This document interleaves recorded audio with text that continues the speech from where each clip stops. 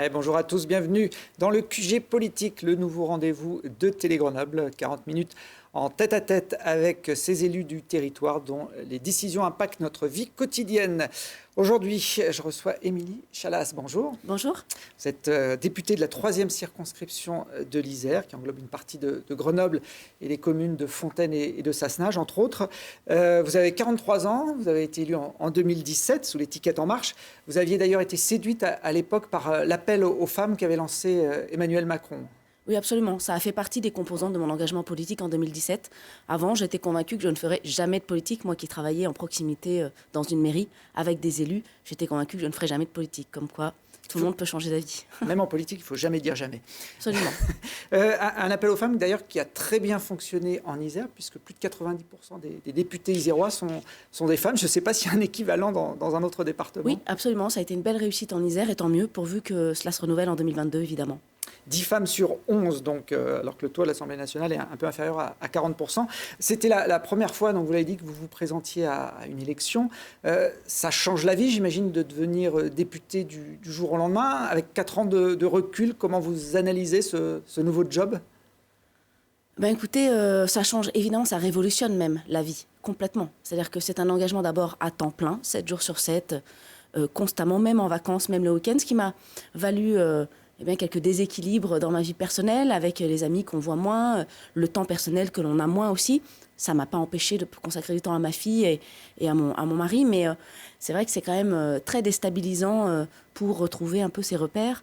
Et puis ensuite, une vie politique que finalement je connaissais, avec 15 ans d'expérience en mairie, même si j'étais fonctionnaire, on voit comment ça fonctionne. Donc je me suis assez vite retrouvée à l'aise dans le grand bain de l'Assemblée nationale.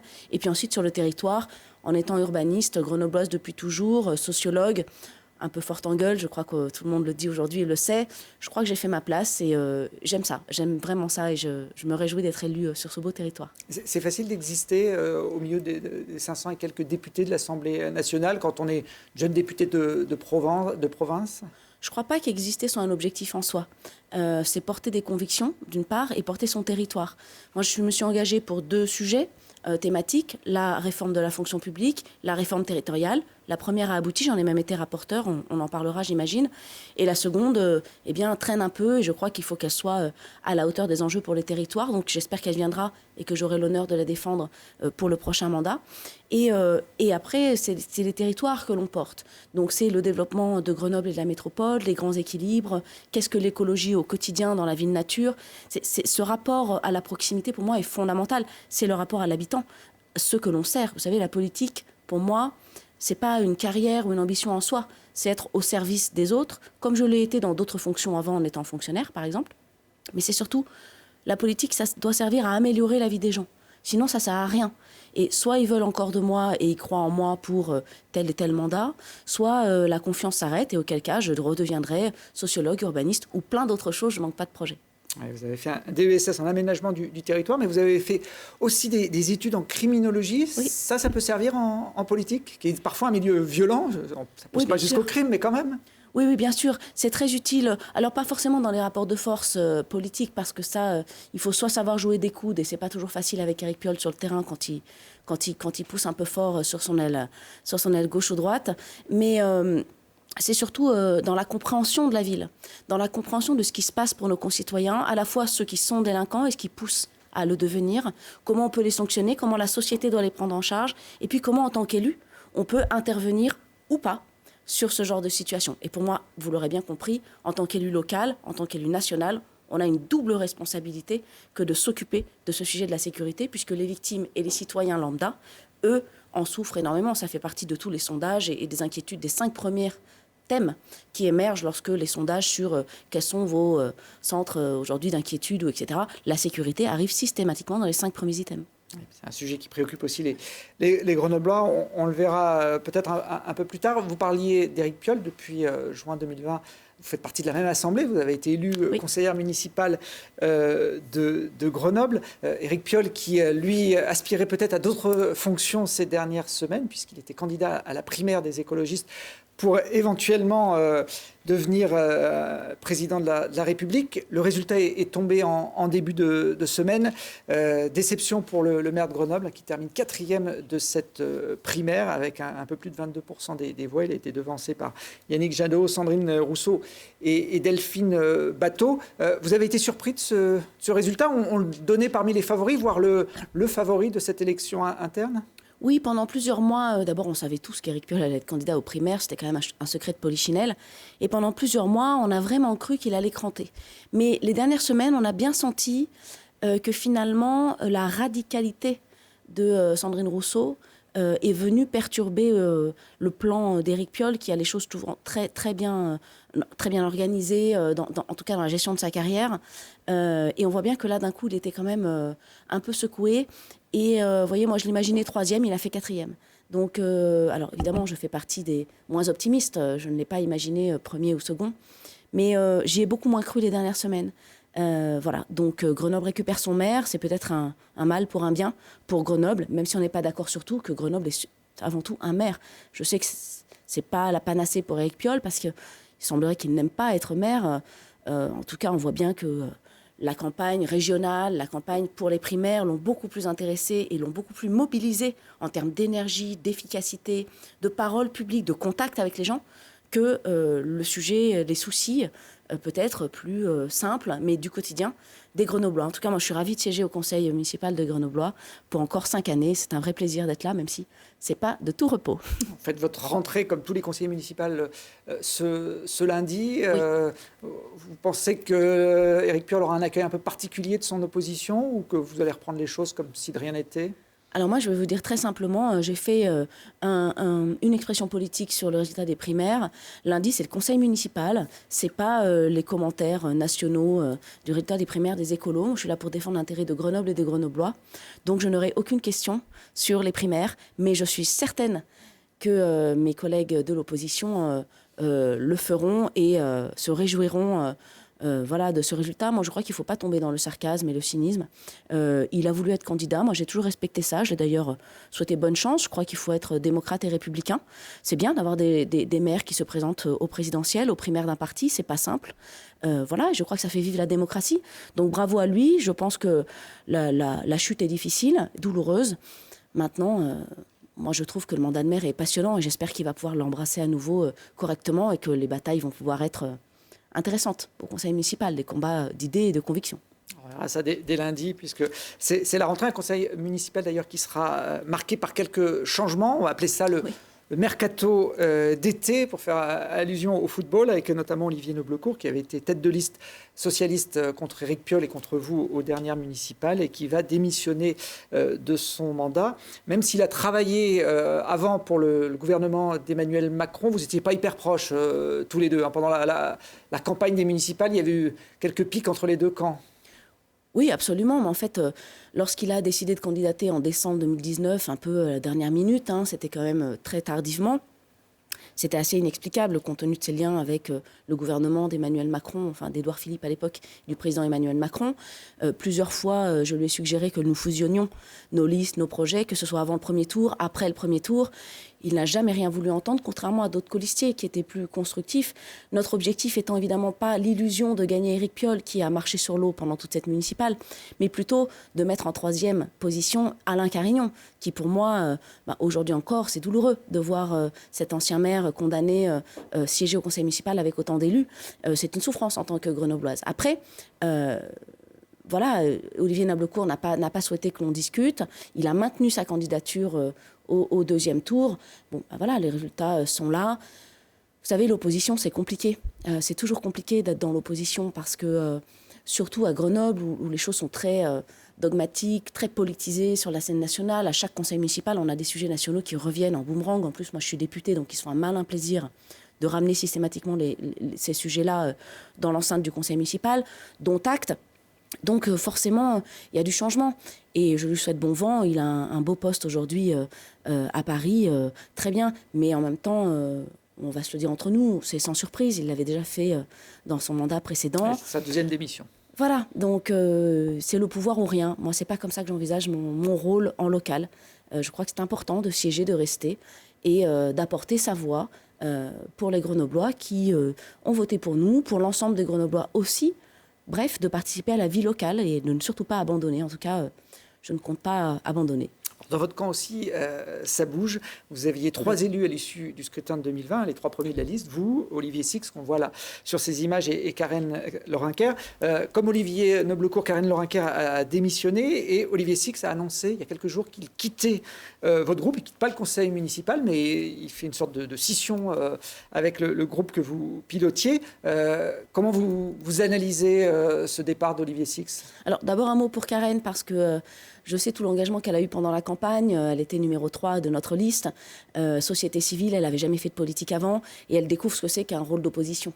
Et lorsque l'on touche, pour tout dire aux Grenoblois et aux gens qui nous regardent, 230 € par mois, il est très compliqué de se mettre à 60 ou 70% de son temps de travail ordinaire pour se consacrer un peu à son mandat d'opposition, qui est très ingrat puisqu'on n'est pas écouté, très peu considéré, on en reparlera peut-être. Mais on n'a pas de pouvoir. On n'a aucun pouvoir. Donc, c'est un temps... c'est très chronophage d'être élu d'opposition. Et en fait, force est de constater, et vous l'avez constaté avec moi, qu'elle avait beaucoup de mal à s'investir sur des sujets, à prendre sa place au conseil municipal. Donc, elle a préféré se retirer. Je trouve ça très noble, plutôt que de faire la chaise vide ou d'être muette.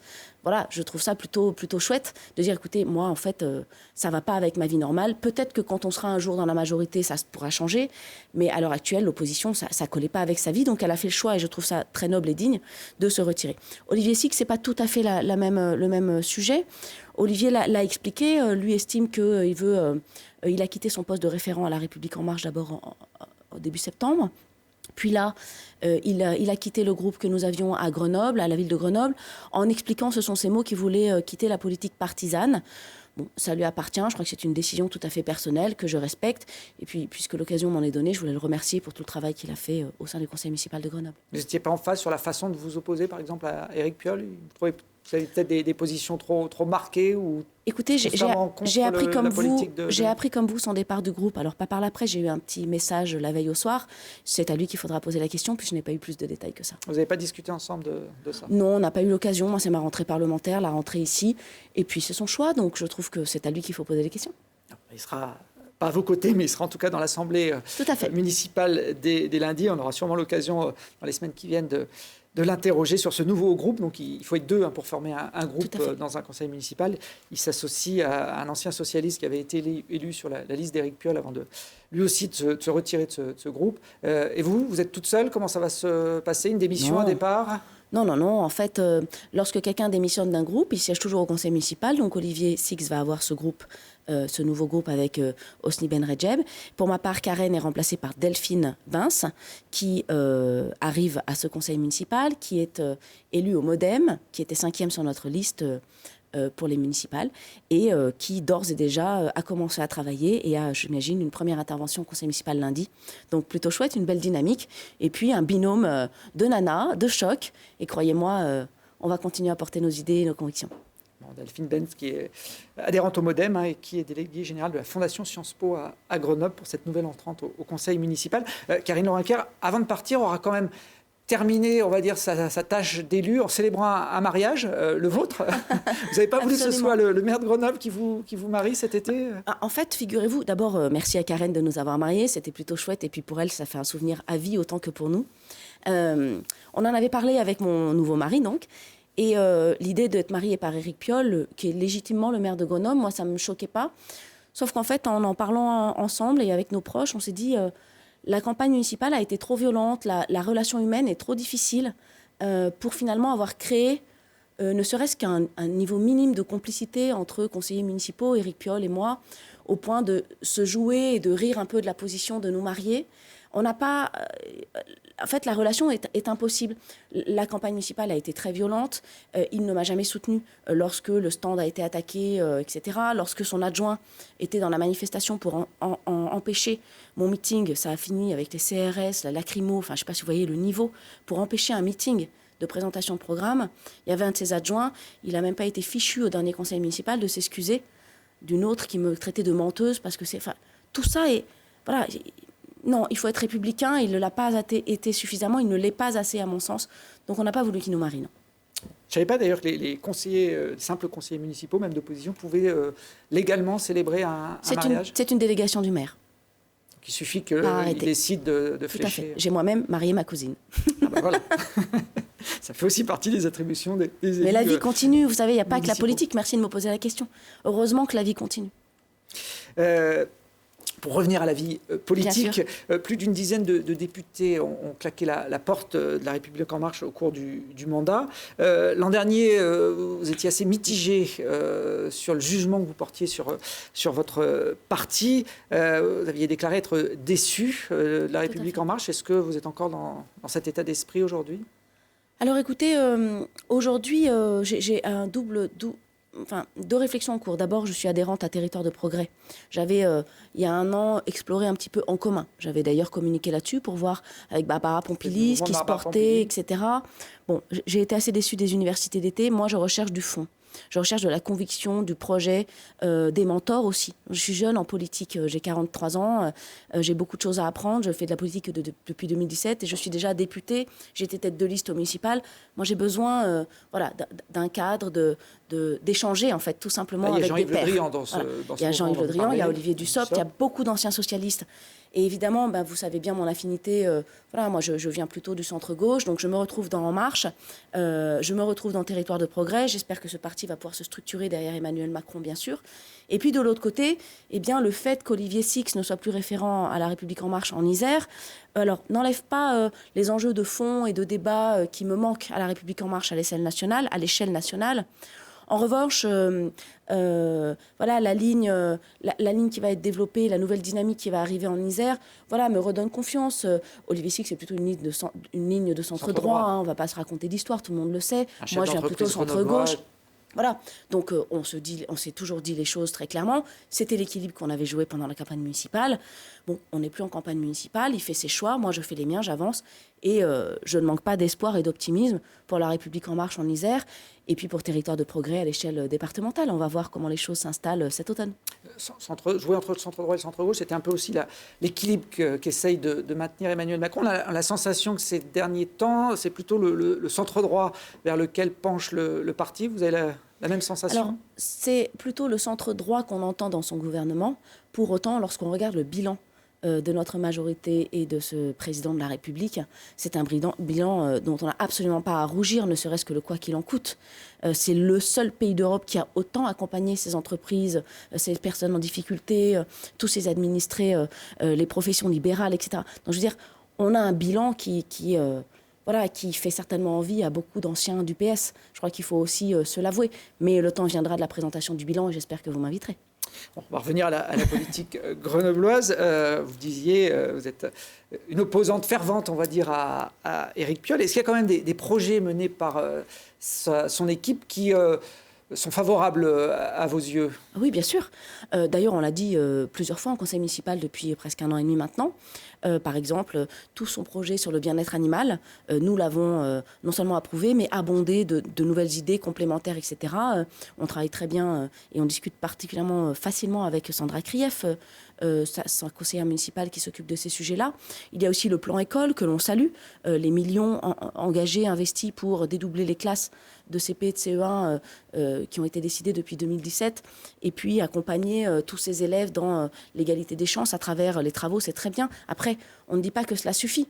J'en reparlerai d'ailleurs lundi en conseil municipal, puisque on refait les écoles, ok, c'est très bien, sauf que on réduit le soutien scolaire le soir à 2 fois par semaine, alors qu'avant c'était 4 fois par semaine. Pourquoi ? On ne se sert pas des petits déjeuners gratuits à l'école, alors que c'est fait à Lyon, à Paris, dans plein d'autres communes vertes ou de gauche. Pourquoi ? On voit bien chez Éric Piolle une espèce de non-considération de l'enjeu de l'égalité des chances pour les enfants. On refait les écoles, les bâtis, mais on ne s'occupe pas d'eux, réellement. Les petits déjeuners, le soutien scolaire, c'est ça la lutte pour l'égalité des chances. Et ça, on ne le perçoit pas du tout. Donc vous voyez, il y a des choses que l'on porte avec un regard quand même critique et constructif. Vous parlez des écoles. Depuis la rentrée, l'accès des écoles a été piétonnisé par la ville de Grenoble. Ça s'appelle Place aux enfants. Ça, c'est une opération que vous soutenez également. Je vous ai senti un peu critique sur votre site internet. Oui. Alors, en réalité, là aussi, on en parlera lundi en conseil municipal. Donc, c'est intéressant, les sujets que vous abordez. Puisque la place aux enfants, c'est quoi, finalement ? Lorsque le sujet a émergé il y a quelques mois en conseil municipal, j'avais dit, oulala, vous réinventez la sécurisation des entrées des écoles. ce que font tous les maires depuis des dizaines d'années. Et là, Gilles Namur, l'adjoint en charge du projet, a crié au scandale en disant « mais non, que j'avais rien compris », m'a fait passer pour une ringarde en disant « mais non, mais ça n'a rien à voir, c'est hyper moderne, ça va être ludique, des espaces de fraîcheur, ceci, cela ». Bon, je dis « bon, très bien, je prends ma claque, on va voir ». J'ai vu, 13 rues sont faites aujourd'hui, rue Place aux Enfants. Je suis allée voir, comme tous les Grenoblois qui peuvent aller voir. Et qu'est-ce que j'ai vu? Et d'ailleurs, une convention va être passée à ce sujet avec la métropole lundi en conseil. On dépose la signalétique de voirie. On enlève les panneaux pour les voitures, si vous voulez. On met des nouvelles signalétiques pour dire que c'est interdit aux voitures. On pose des bancs en bois, on fait de la peinture au sol, et voilà. Et vous savez pour combien? Le tout pour 5 000 € à peine par rue. Un budget global de 80 000 €. Vous croyez que c'est ça l'aménagement public? La qualité de vie, l'enjeu de la fraîcheur, de la modernité. Mais bien sûr, c'est nul, c'est ni fait ni à faire. Moi, ça me fait penser à Valérie Damido. Mais c'est de dire, quand on fait du homestaging, c'est-à-dire que pour moins de 5% du montant total, on vous refait un truc qui a l'air tout neuf. Là, c'est pareil, on a repeint sur une tapisserie mal collée, quoi. Enfin, franchement, c'est pathétique. Ça ne durera pas, c'est moche. Enfin, voilà, et en plus, c'est très contesté. Mais peut-être le sujet de la participation, vous y reviendrez, je ne sais pas, mais c'est évidemment très contesté par certaines entreprises ou commerçants, contesté par certains habitants, contesté par les taxis, tout récemment, puisque l'arrêté qui a été pris pour installer ces places aux enfants a été tellement fait dans la précipitation, je sais pas moi, dans l'incompétence, mais ça m'étonne des services, parce que pour connaître le service d'une mairie, il y a quand même de la matière grise. Ils ont oublié d'autoriser les taxis pour l'accès aux écoles. Ils ont régularisé depuis en se rendant compte. Voilà, mais enfin, vous vous rendez compte? C'est dingue, quoi. C'était amateurisme complet, sur la forme, sur le fond, sur le rendu, quoi. Et sur le principe d'enlever des voitures des rues du centre-ville? Eh bien, sur le principe, pourquoi pas, mais bien sûr, et c'est bien l'expression qu'on a eue depuis des mois.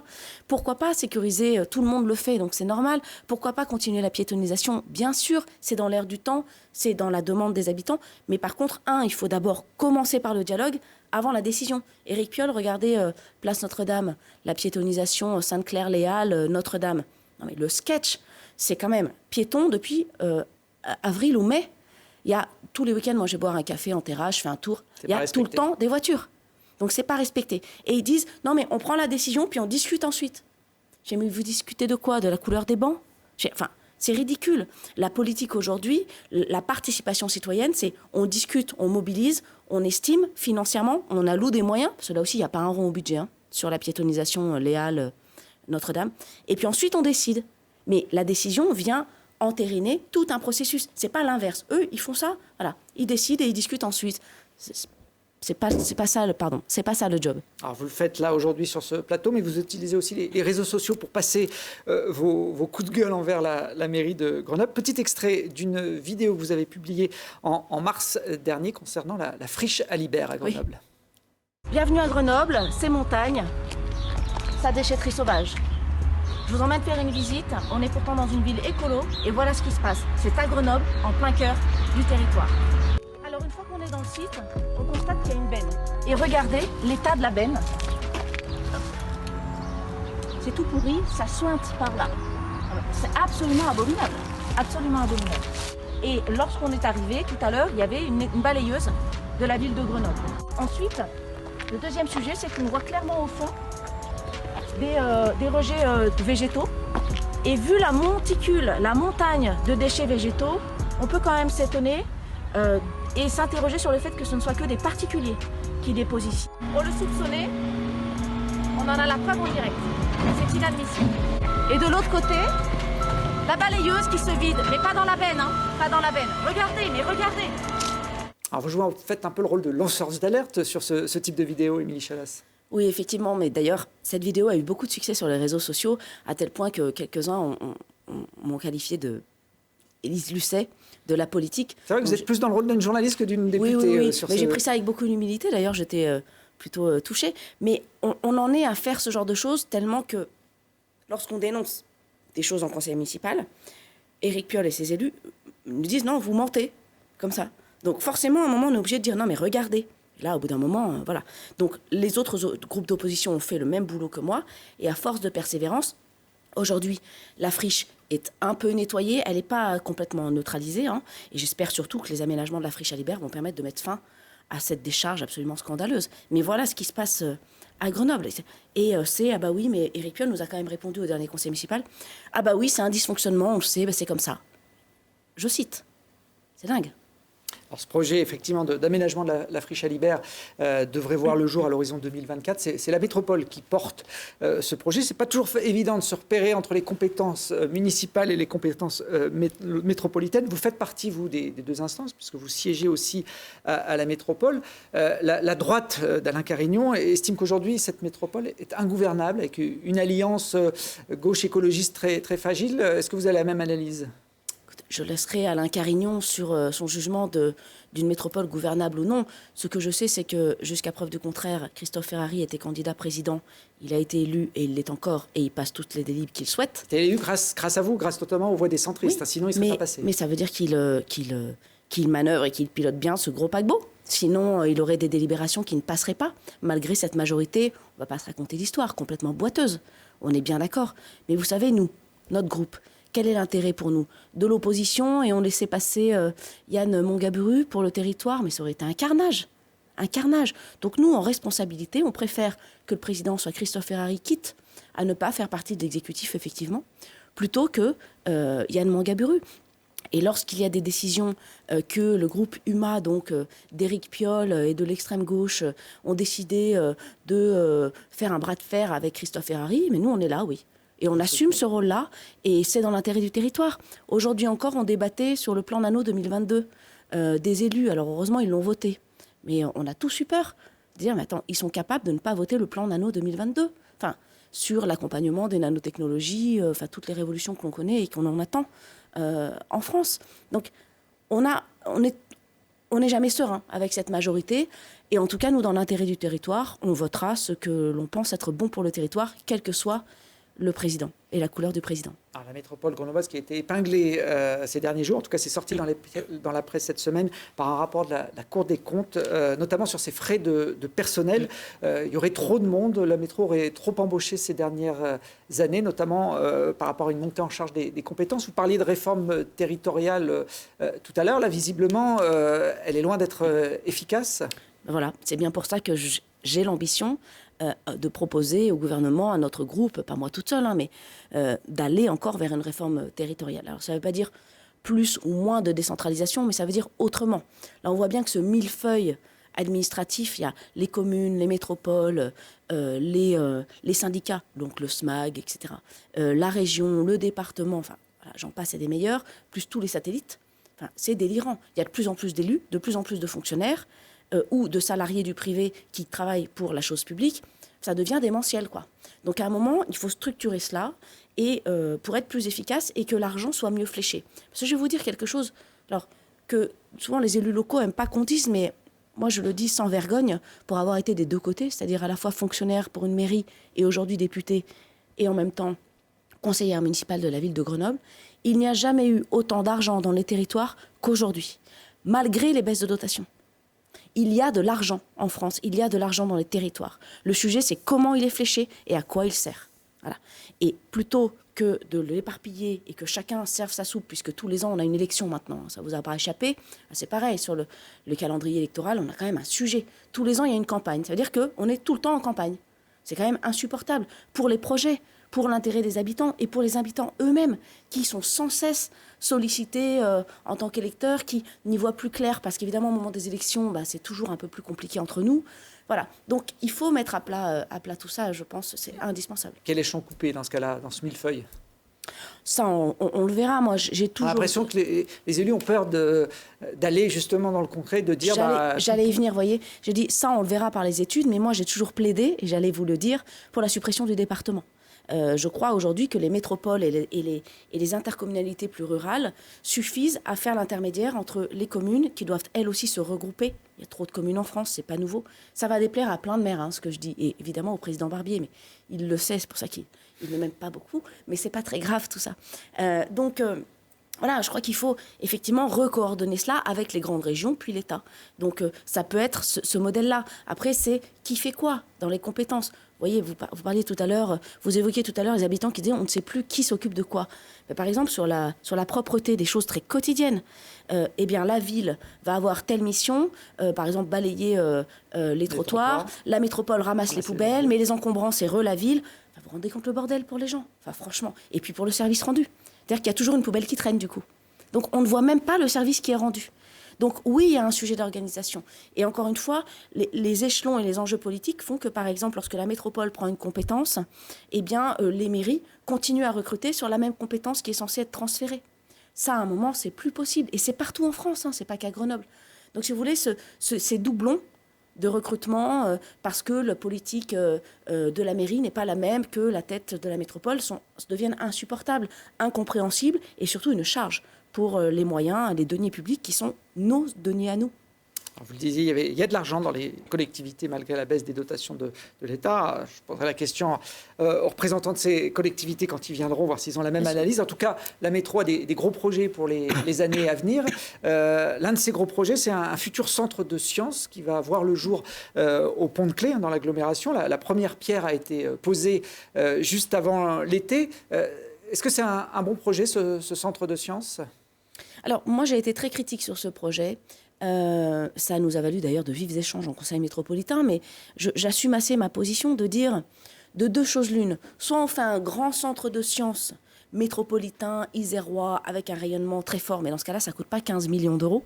C'est beaucoup plus gros, et ce n'est pas à Pont-de-Claix où rien n'arrive. On n'est pas sur la desserte fer, on n'est pas sur la desserte... Il y a le tram. Voilà, il y aura le tram. Enfin, si on veut attirer au-delà de la région Auvergne-Rhône-Alpes, c'est pas le tram qu'il faut, hein, entendons-nous bien. Vous voyez, la Géode, c'est pas le tram. Hein. Bon. Donc, soit on se donne les moyens d'un gros projet attractif où on développe effectivement le projet, soit c'est un projet qui est fait pour uniquement les classes du bassin de vie, éventuellement de la métropole, mais je suis même pas sûre que tous les élèves de la métropole vont aller dans ce centre de sciences. Et dans ce cas-là, c'est un projet communal, pas métropolitain. Et 15 millions d'euros, c'est trop. Donc, il y a une espèce d'entre-deux qui ne me va pas. Et ensuite, sur le fond, moi, je pense que, et là, c'est un débat plus, j'allais dire, politique, je pense que Grenoble et la métropole a d'autres objets d'image et d'identité à porter que la science et l'espace. Pas parce qu'il n'y a pas de labo de recherche, parce que c'est évidemment ce qu'on m'avait répondu. Je sais qu'il y a du développement, de la recherche, etc., sur ces sujets-là. Mais Grenoble, aujourd'hui, dans l'appréhension de ceux qui y passent, de ceux qui y vivent, c'est la montagne, c'est les JO, c'est maintenant aussi la ville écolo en transition, mais encore faut-il qu'elle le soit vraiment, donc faisons-le. C'est pas l'espace. L'espace aujourd'hui, c'est Toulouse. Il aurait fallu qu'on ait un autre développement industriel ou une politique de développement économique et industriel qui pèse de tout son poids. Mais là, ça sort un peu comme ça. Voilà, je trouve que c'était pas prioritaire et que c'est pas forcément ce qui parle le mieux de Grenoble dans l'histoire de Grenoble. Après, c'est un avis politique personnel. Planétarium, puisque ce sera l'essentiel de cet investissement, verra le jour, puisque la première pierre et les travaux ont démarré. On verra le résultat final d'ici 2 ans. Autre projet important de la métro, alors là, il y a beaucoup plus d'argent, c'est le câble, le transport par câble entre Saint-Martin, Vinoux et Fontaine. On voit là le projet qui reste pour l'instant virtuel. Ça, c'est un bon investissement pour vous ? Alors, le câble, globalement, est un mode de transport en commun d'avenir. Donc, oui, au câble. C'est vraiment, on le sait aujourd'hui, c'est un outil très efficace. Par contre, il est efficace dans certaines circonstances, pas n'importe comment, parce qu'il est assez lent, en réalité, pour se déplacer. Par contre, il permet le franchissement d'obstacles qu'on ne franchit pas simplement par ailleurs. Des rails de chemin de fer, des rivières, des autoroutes. Donc, le câble permet très facilement de franchir ce genre d'obstacles, là où la route ou le souterrain, etc., sont beaucoup plus complexes et onéreux à faire. Donc, le positionnement entre Saint-Martin-de-Vinoux et Fontaine est idéal. Ce que moi, j'ai reproché à ce projet, c'est plutôt, d'abord, son coût exorbitant à plus de 60 millions d'euros.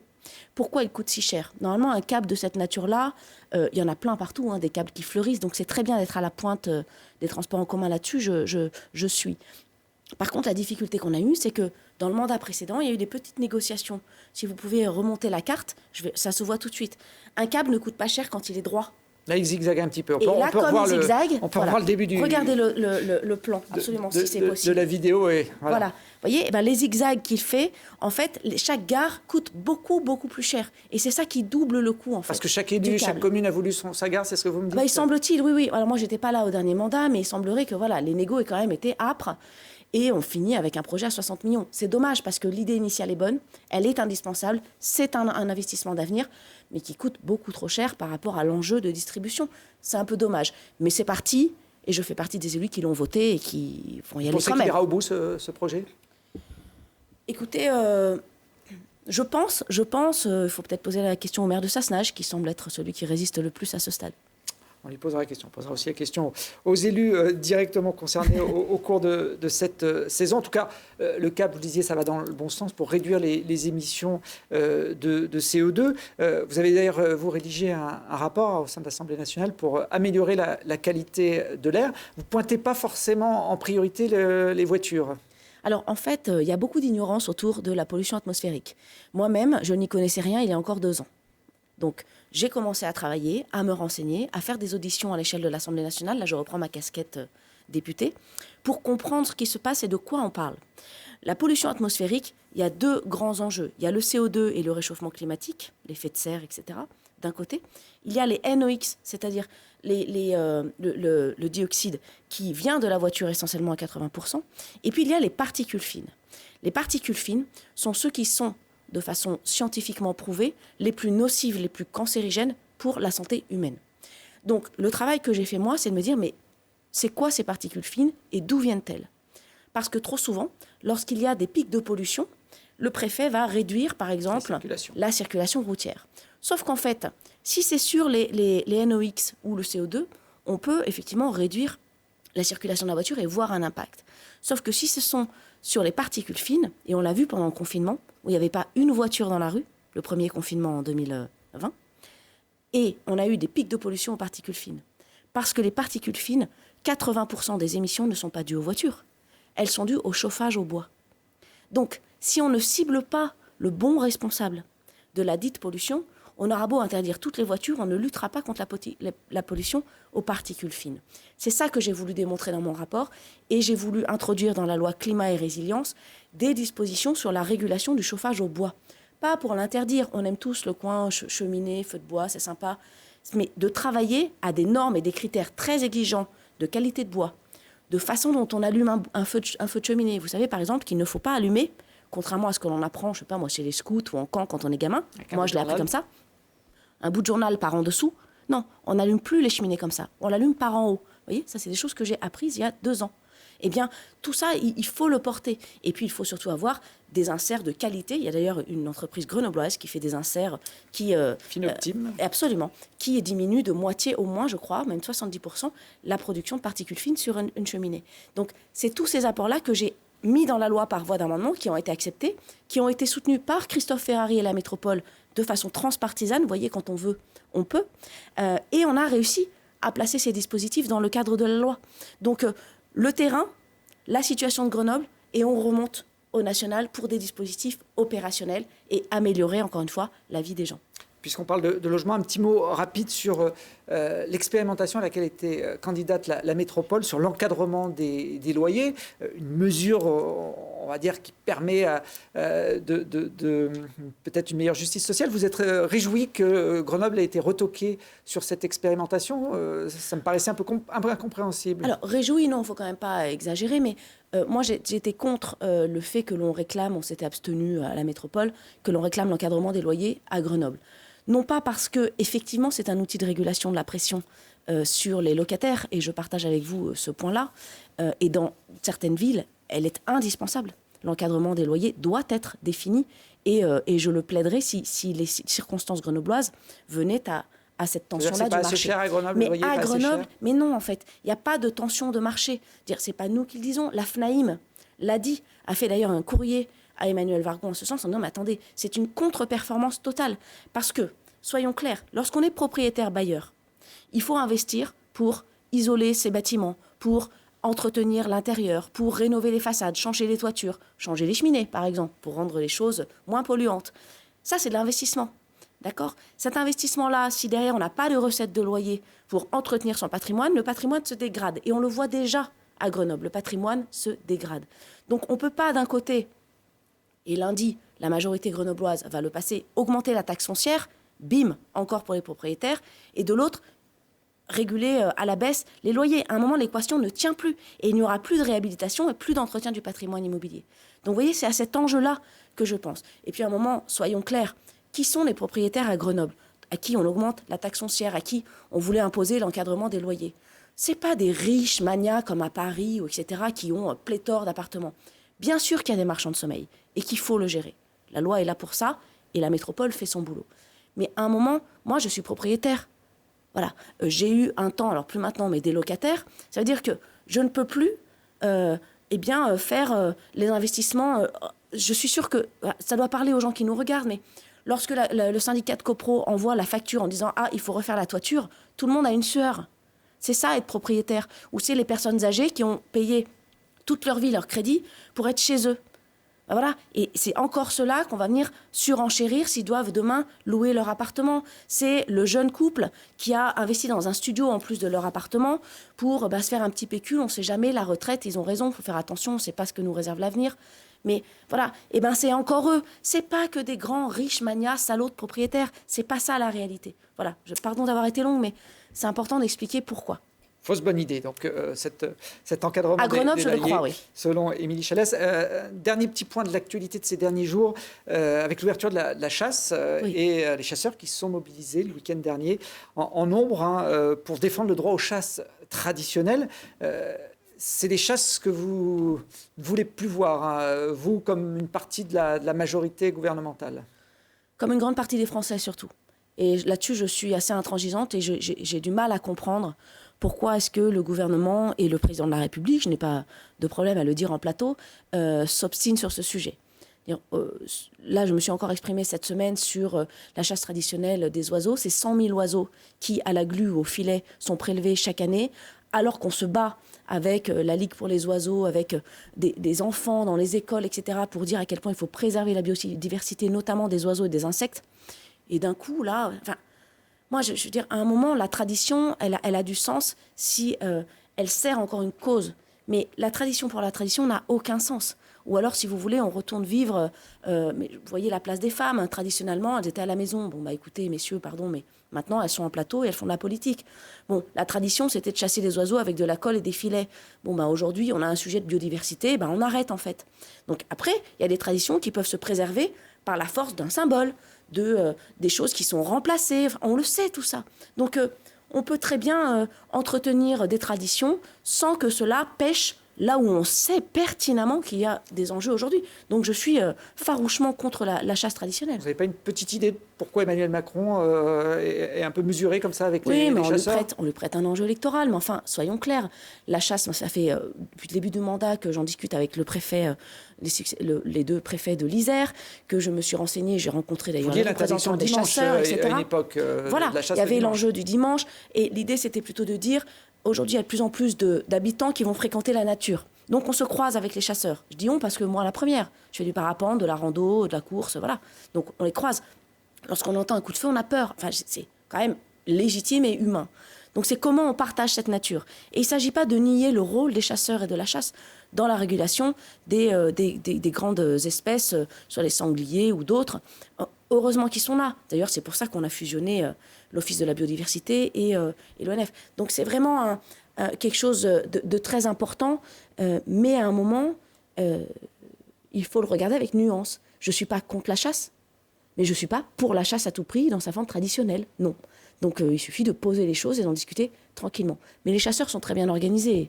D'ores et déjà, ils ont réagi à mes posts divers et variés sur les réseaux sociaux. Et puis on voit qu'ils ont de l'influence au plus haut niveau de l'État, puisque, comme vous le disiez, le gouvernement commence à reculer sur... Mais on n'a pas dit notre dernier mot. Sur certaines interdictions, et qu'Emmanuel Macron avait divisé par deux le permis de chasse l'an dernier. C'était quand même un geste très fort en direction des chasseurs. Donc le combat que vous menez est loin d'être gagné. Tout à fait. Et je crois que les gestes étaient suffisants. Donc il n'est évidemment pas terminé. Et en tant que député, j'ai la liberté de dire et de porter ce que je crois, même si ce n'est pas forcément toujours raccord avec le président de la République. Alors vous disiez tout à l'heure qu'il ne vous aimait pas beaucoup, puisque vous vouliez supprimer le département. C'est Jean-Pierre Barbier, qui est le président du département de l'Isère, qui était à votre place la semaine dernière, Émilie Chalas. C'est un peu la règle du jeu qu'on a instaurée cette année dans le QG politique, c'est que les invités se posent mutuellement des questions. Donc on lui a demandé de vous poser une question. On l'écoute. J'écoute. Mais écoutez, Émilie, je vais vous poser une question un peu piquante, mais connaissant votre caractère, vous n'aurez aucune peine à répondre à cette question. C'est, pensez-vous faire plus de 14% aux législatives? Il pique, il a dit, il fait allusion à votre score des municipales, à 14% au premier tour, 12,5% au deuxième. Pour être réélu aux prochaines législatives, il faudra évidemment faire plus. Écoutez, moi, ça me fait penser à Lincoln qui disait un homme d'État, c'est celui qui pense aux générations futures. Un homme politique, c'est celui qui pense aux prochaines élections. Je remercie Jean-Pierre d'être aussi attaché et inquiet à mon résultat pour les prochaines législatives, mais qu'il ne s'en fasse pas. Et s'il pense qu'il peut m'aider, qu'il n'hésite pas.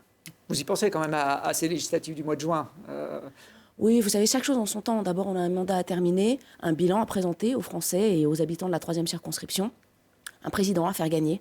Donc, vous voyez, on a du boulot avant de penser aux législatives. Bon, alors on arrive au terme de cette émission. Et Émilie Chalas, on laisse aussi une carte blanche à nos invités chaque semaine pour aborder un sujet qu'on n'a pas eu l'occasion d'évoquer. Et vous aviez envie de parler d'un sujet compliqué, qui est celui de la fin de vie. Oui, absolument. C'est un projet de loi qu'on a porté à 272 députés de l'Assemblée nationale, transpartisan, qui a fait l'objet de longs débats en hémicycle et qui a été évidemment, j'allais dire, entaché d'une mauvaise foi absolue des anti-projet de loi. Alors, ce projet de loi, sur quoi porte-t-il? Lorsqu'on est malade et condamné, et que c'est médicalement avéré, et qu'on a fait on a exprimé par écrit ses dernières volontés, eh bien qu'on puisse avoir le choix, finalement, d'abréger la fin de vie. Et moi, je crois que c'est très important. C'est très important. D'abord, les Français, ils sont prêts. Presque 80% des Français sont favorables à cette loi de la fin de vie pour arrêter les souffrances trop longues. Et moi, ça me parle. Pourquoi? Parce que ma mère est décédée en 2017, au tout début de la campagne législative, d'un cancer. Elle était en phase terminale, évidemment. Elle est décédée à domicile. Et moi, j'ai vu le calvaire que c'est pour les aidants. Je pense à mon père, à ses sœurs, etc., qui sont là, qui accompagnent cette mort très lente. Je pense aussi aux infirmiers, aux médecins, à tous ceux qui sont mobilisés aux aides-soignants, bien sûr, autour de ces personnes en fin de vie à domicile, et à qui, finalement, on ne laisse pas le droit de dire « bon, là, c'est la fin et je meurs aujourd'hui ». Il aura fallu 3 jours à ma mère pour partir, 3 jours, de façon inconsciente, bien sûr, mais quand même, avec des doses de morphine qui ont été doublées, triplées, et contrairement à ce que la loi aujourd'hui autorise, pour qu'on puisse l'aider à partir. C'est ça la réalité.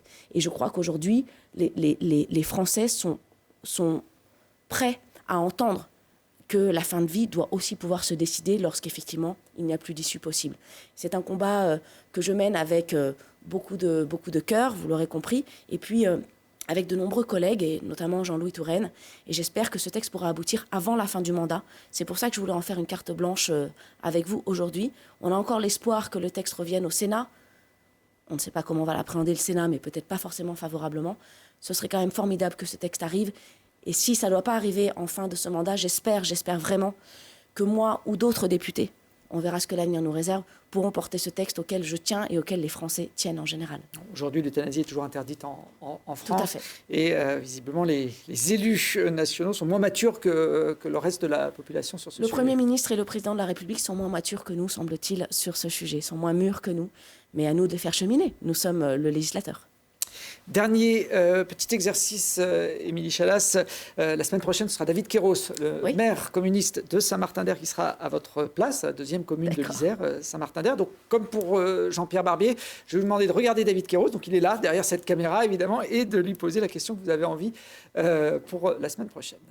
Très bien, bonsoir. Vous pouvez lui dire bonjour. Je ne sais pas, ce sera bonjour pour lui, d'accord. Ce sera bonjour.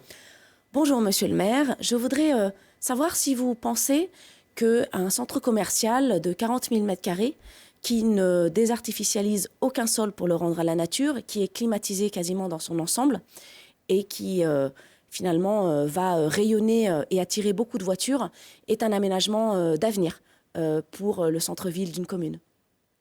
Voilà, vous faites allusion à l'aménagement de la friche Nerpic. On parlait de friche industrielle tout à l'heure avec Alibert. Il y en a une aussi sur Saint-Martin-d'Air qui effectivement fait l'objet d'un gros projet d'aménagement qui vient d'être validé. On en parlera, vous inquiétez pas, assez longuement avec David Queyros la semaine prochaine. Merci en tout cas d'être venu. Merci vraiment à vous, merci beaucoup. Sur cette émission. On se retrouvera certainement avant les prochaines législatives en juin. Nous, on vous donne rendez-vous si vous aimez la politique locale dès la semaine prochaine, donc avec David Queyros, le maire de Saint-Martin-d'Air.